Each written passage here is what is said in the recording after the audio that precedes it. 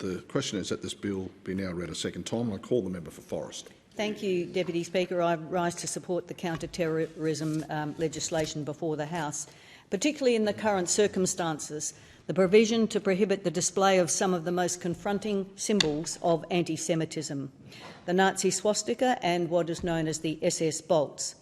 Well, none of us will forget Adolf Hitler's deliberate, coldly calculated and organised mass murder of 6 million European Jews, as well as 5 million prisoners of war and other victims. The full horror of the atrocities committed against the Jewish people in what was clearly a state-sponsored persecution, very deliberate, race-based ideology at a magnitude that horrified and appalled all decent people. When we saw the full evidence of the Holocaust, particularly from the concentration camps like Dachau, the evil, the terror and the inhumanity at its very worst. Like everyone who's visited Yad Vashem, the Holocaust Museum in Jerusalem, I was profoundly affected and absolutely sickened by what the Jewish people endured. 1 million Australians as well served in World War II, and 39,600 Australians in our Defence Forces paid the ultimate sacrifice. They did not come home. Well, my mother was a World War II widow. Her beloved husband Jack, the father of my 2 sisters, did not come home. That's the price that we pay for supporting those, as we did in World War II. I remember my mother's journal in which she said she would have walked off the end of the Bunbury jetty if it hadn't been for her 2 little girls who depended on her to bring them up. She also said that Jack would have wanted her to bring up their daughters the best way she could in those post-war circumstances. So not only did my sisters not remember or get to know their dad, my mother had to live with the profound loss and grief without even the finality and closure of a funeral, like all of those who lost their lives and their families.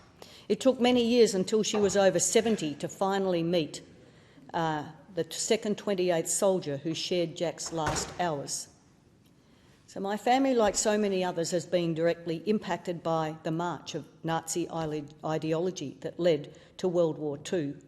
And as we know, the Nazi movement started many, many years before that and directly involved the Nazi youth movement.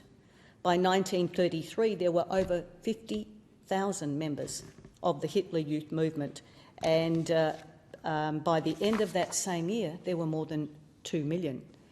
And that was done with the goal of creating obedient and fanatical soldiers.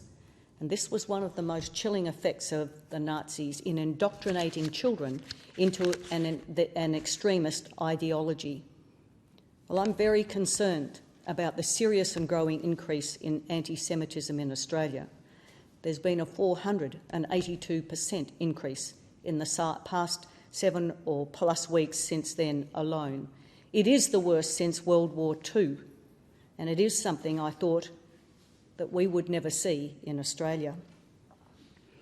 And like so many others, I was profoundly hurt that the Jewish families were unable to gather at the Opera House following those horrific attacks, killings and capture of hostages in Israel on October the 7th. The absolutely disgusting chants of Gas the Jews that invoked the Holocaust in support of Hamas.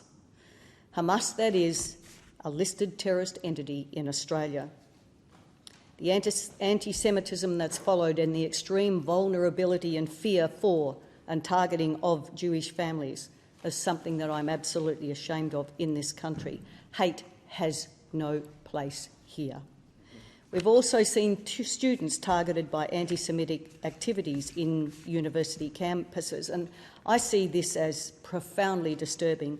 It's an absolute disgrace and shame on these universities that should be the bastions of protecting Australia's beliefs and rights. And as we know and value in this country, freedom of speech is a critical part of our democracy, and as is peaceful protest, where a diversity of views can be shared in that way. And there are laws in this country against threatening and inciting violence, and in this bill we see further measures to support this approach. especially against those that advocate terrorism. And as I said before, Deputy Speaker, I'm really seriously concerned about students being used as political pawns and activists, and we've seen a real rise in that recently.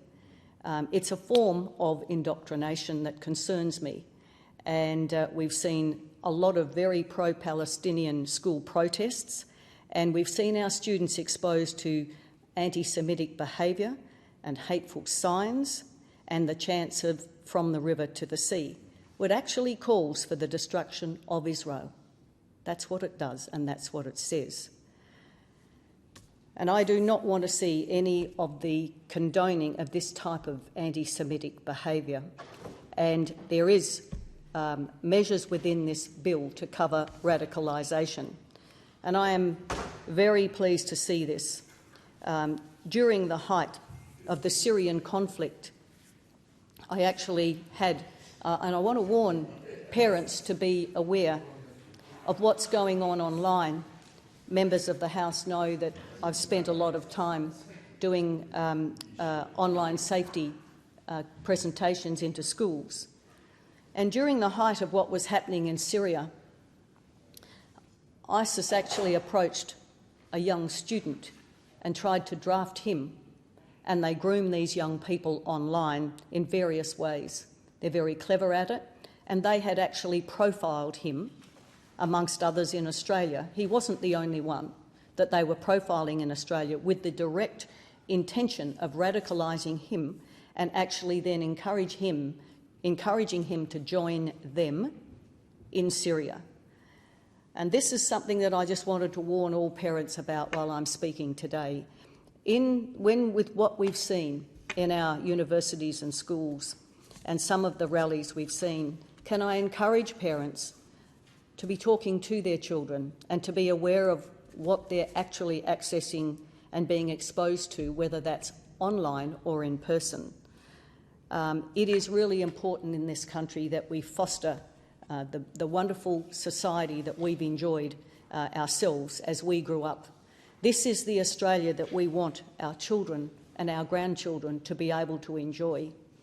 And every time I go to a citizenship ceremony and I hear the words that are spoken, you know, the freedoms and rights that people come to this country for and are so proud to say are the freedoms and rights that in this place we should be very, very actively protecting and making sure that those freedoms and rights are what we are prepared as part of our democracy to fight for.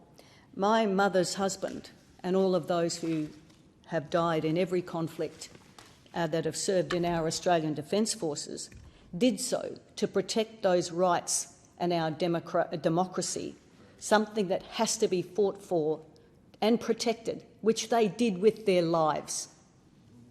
They did it with their lives.